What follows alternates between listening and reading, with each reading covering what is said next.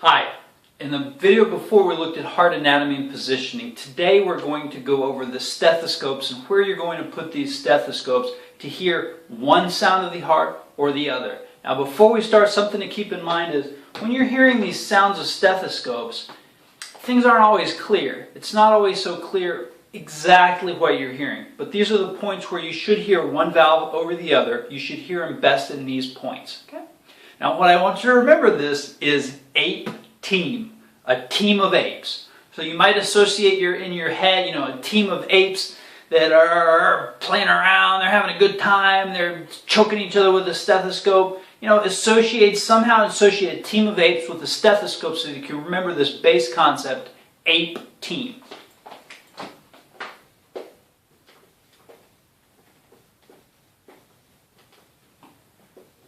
Again, that's ape team. In the video before, we looked at the positioning of the heart, and we looked at how the aorta, when it comes out from the heart, it goes behind,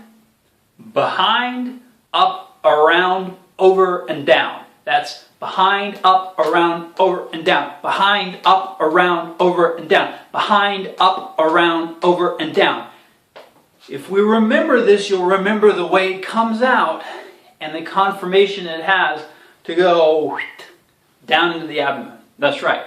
So we're going to hear the aortic valve on the right side. Because of that, because it goes behind, up, around, over, and down, we're going to hear the aortic valve on the right side. So on the right sternal border between the second and the third intercostal space, if we use this as the sternum, there's going to be my auscultation point for the aortic valve. On the left side of it, I'm going to hear the pulmonic valve. Okay? Now this is always between the second and the third intercostal space. Arab's point, which is usually the point where we can hear the sounds in the heart the best, or the point where we hear the most sound from the heart, is between the third and the fourth intercostal space. So this is the part, this is ape. Ape. This is the part of ape. Ape team. Okay? This is ape. Now, team's coming up. What's team going to be? The tricuspid and the mitral. The tricuspid is below here. Okay?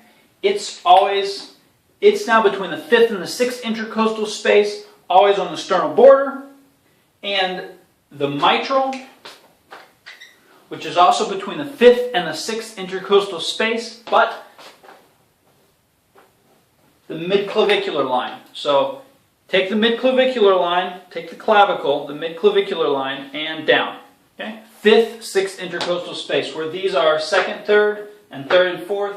These are now fifth and sixth. Between the fifth and the sixth intercostal space, we have the tricuspid area and the mitral area, which makes sense if you think about it, because with the aortic and the pulmonary valves, the sound propagates up because the vessels move up, and the sound uses the vessels to propagate the sound. Whereas with the tricuspid and the mitral, their actual positioning makes more of the difference to the sound that we hear there.